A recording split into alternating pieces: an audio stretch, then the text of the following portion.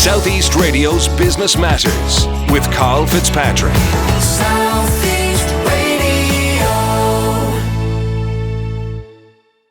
Many people are eagerly awaiting the reopening of pubs, which has now been brought forward to July 20th. But what will the new pub experience look like? Padraig Cribben, the CEO of the Vintners Federation of Ireland, joins us now to tell us more. Padraig, maybe start by providing us with an insight into the Vintners Federation of Ireland, please. Yeah, the Vintners Federation of Ireland is in existence almost 50 years, and it looks after the interests of publicans in the 25 counties outside of Dublin. We currently have about just shy of 4,000 members from Wexford to Donegal and from West Cork to Louth. And it's a representative body, as I say, looking after the interests of publicans. And Padraig, as the Chief Executive of the Vintners Federation of Ireland, what will the business environment look like for your members once their businesses reopen? It'll be very different, number one, and number two, it depends on what the conditions for reopening are. So let's talk about the conditions for reopening, because they will certainly fashion what the business will look like. We have launched some research we've done on the effect of social distancing.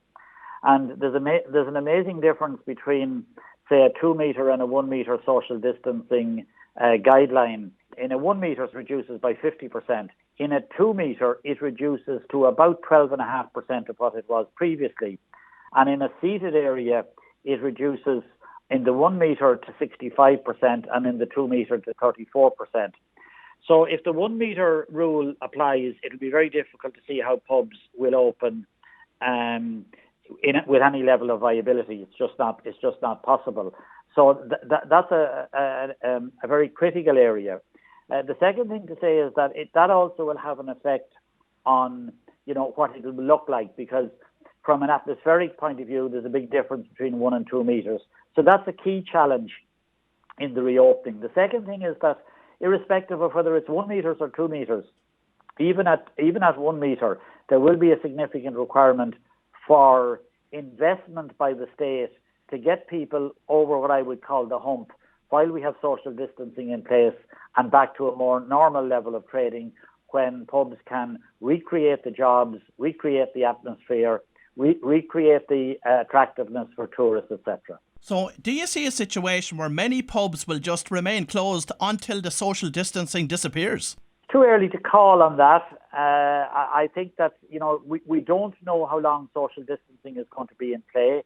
I mean, I read an article by an eminent physician last week that said, we don't know, will we ever have a vaccine? We could have one in 3 months, we could have one in 6 months.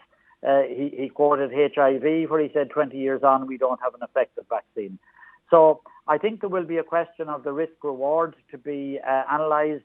That'll have to be analysed both by the health people and by government in general to see, where we can take business, not just the pub trade, but every business right across the economy. So let's say in a social distance world where pubs have to operate, what level of support are you looking for from government to provide to the pub trade in the meantime? I think there's a number of areas that need to be addressed. Obviously, in the short term, if you take the business, some of the biggest fixed costs are around staffing costs and rates.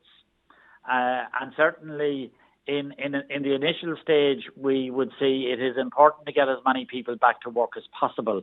But some form of the COVID payment will need to be kept in place. And again, I believe this is not just for the pub trade, but it'll be for a lot of trades.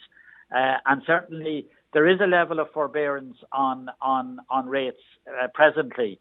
And that will need to be maintained at some level while social distancing is in place.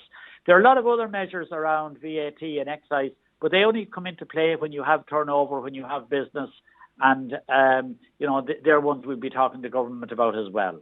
And logistically, have you done an estimate on the costs involved and will be incurred by pub owners to comply with the new health and safety guidelines as set out in the Return to Work Safely protocol?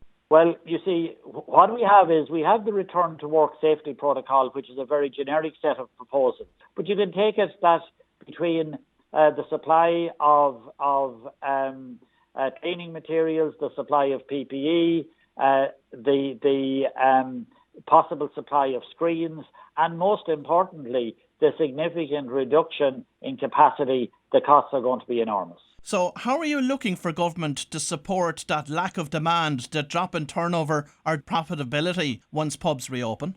I think that'll have to come through assistance with the cost base, as I said earlier, things like the wages, rates. Obviously, we've had a start-up grant, which we believe is totally inadequate. If you look across the water, that ranged from a minimum of 10,000 sterling to 25,000 sterling. We had a maximum of €10,000.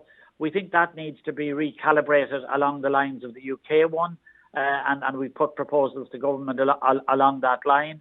I think that's very important in helping get people off the ground again. Because bear in mind, while pubs may have been closed, there's still bills coming through. There is still, cost of energy. There's still the cost of insurance. There's still various other costs that are in place that just don't disappear just because you've closed the doors. And there will be assistance needed to make sure that they can reopen without those costs hanging over their head. And Padraig, have the VFI taken a look at how pubs in other countries have reopened? And are there any valuable lessons to be learned from our global counterparts? It's a bit early because they're only reopening in the last number of weeks. You also have to bear in mind that pubs in other countries are not necessarily the same as they are in Ireland. We have a different pub culture. So until we see more of what's happening, particularly maybe across the water, who are due to open a little bit earlier, we know that they've opened up now in Italy and Denmark and places like that.